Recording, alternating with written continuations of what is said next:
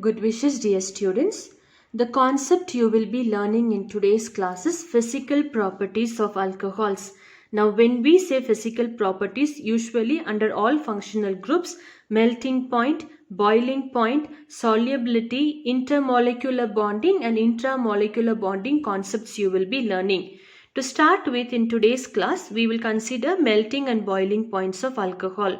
The given statement, the melting and boiling points of alcohols are much higher than any other organic compound, such as few compound functional groups are given: alkane, ROR stands for ether, RX stands for haloalkane or alkyl halide, ROH stands for an alcohol. If you look at the temperature, alkanes is 111 Kelvin, ether 309 Kelvin, alkyl halide 278 Kelvin. Among the given temperatures, alcohol happens to possess the highest temperature possible.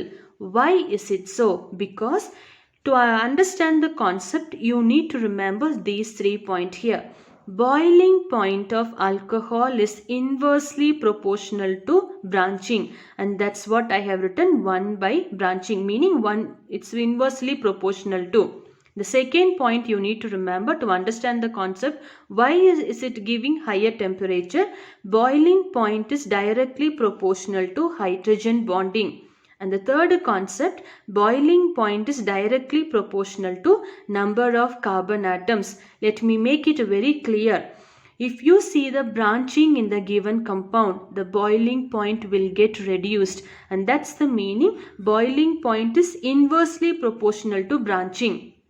If you see the number of greater than number of hydrogen bonding, I will explain based on all this point. I will give you the question. If you find the number of hydrogen bonding more, boiling point of the particular alcohol will be more. Similarly, if number of carbon atoms, number of carbon in the chain is more greater will be the boiling point. I hope I'm making my points clear. Now I have taken an example of now ROH. ROH stands for an alcohol. Treating it with water, OH2 is a water molecule. Between oxygen and hydrogen, bond can be formed here. So ROH is one molecule, water is another molecule. When we mix both, there is a bond being formed here. This is called as an intramolecular bonding, because oxygen is partially negative and hydrogen is partially positive. So between them, opposite poles, they try to attract one another, forming a bond here. This is the meaning of hydrogen bonding. I'm stopping with this. When I take the concept of intramolecular bonding, I will explain more of this one.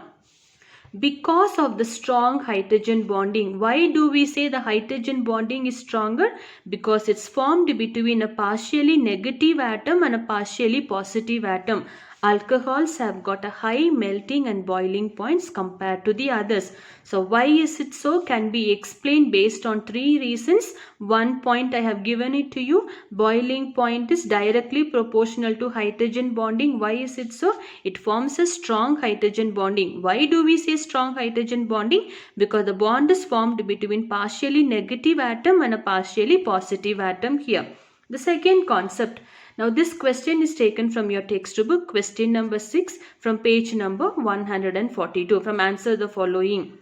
Arrange the following in the increasing order of their boiling point and give a reason for your ordering. Increasing, when they say, start with the lowest one, end with the highest one. Now the given question is butane 2-all, butane 1-all, 2-methyl propan 2-all. Now butane, when you say, there are different ways of, as I told you, counting the number of carbon atoms also you can give your answer. Counting the number of hydrogen bond also you can give your answer, and finding the number of branching also you can give your answer. I am not confusing you with all the answers in the same question.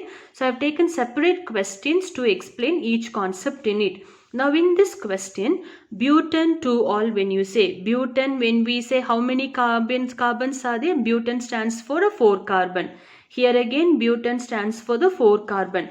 2-methyl propan-2-ol. When you say, the key word here is propan. Propan stands for how many carbon atom? 3 carbon atom. So this is how, counting the number of carbon atom also, we can find out the boiling point. I mean the capacity of the boiling point here.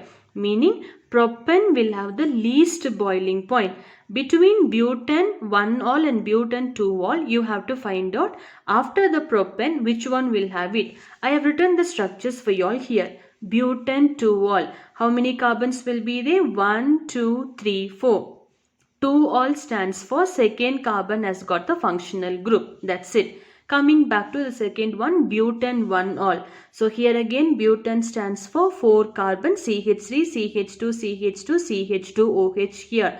1-ol, when you say, first carbon has got a hydroxyl group or an alcohol group. The third example is 2-methyl propan-2-ol. Now look at the structure of it. Propan stands for 3 carbon. So 1, 2, 3. 2-methyl, when you say, second group is having the substitution of methyl group.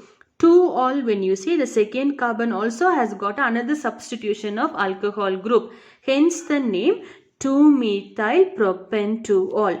Now we have to identify in the increasing order of their boiling point. First one you understood in terms of carbon atom. Propan will have the least boiling point because only 3 carbon atom. But when it comes for butane, both are having an equal number of carbon atom. Confusion comes there. So I have written, I'll come back to this point little later.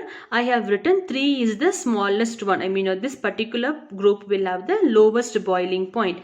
Then I have come up to 1 and 2 here. Now why I have written 1 and 2 here? If you look at the first structure, butane 2-ol, when you say, there is a branching in the structure. Second, if you look at the structure, alcohol group is attached to the first carbon. So there is no branching here. Children, are you all understanding? Here no branching, here branching is found. So hence butane 2-ol, propan will have the least boiling point. Then we will have a butane 2-ol. Why do we write butane 2-ol? Branching is found.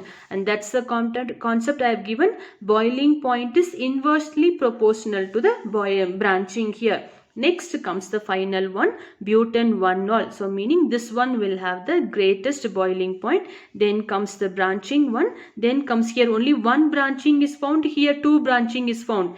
This concept you can explain in terms of number of carbon atom and in terms of branching also can be explained.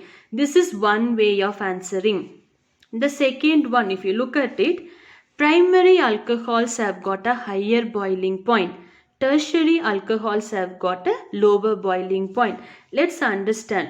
If you look at the number of alkyl group, look on either side of the functional group here. The whole group stands for 1 alkyl group. CH3 stands for 1 alkyl group. So how many alkyl groups are there? 2. Hence it's a secondary alcohol. Now look at this structure. OH is only here. So the whole group stands for an 1 alkyl group. Hence it's a primary alcohol. If you look at 2-methyl propan-2-ol, how many alkyl groups are there? CH3 is one alkyl group, CH3 is another alkyl group, CH3 is another alkyl group. So 3 alkyl groups are there. Hence we can call it as a tertiary alcohol, primary alcohol, secondary alcohol. What's the condition given? Always primary will have the greatest boiling point. Tertiary will have the lowest boiling point. So in terms of primary, secondary, tertiary will have the lowest, then comes the secondary, then comes the primary. In terms of branching a number of carbon atoms when you count, remember the one with the branching will have the least boiling point. I mean a number of carbon atom less, then comes the concept with the branching, then comes without the branching. That's a linear. Thank you.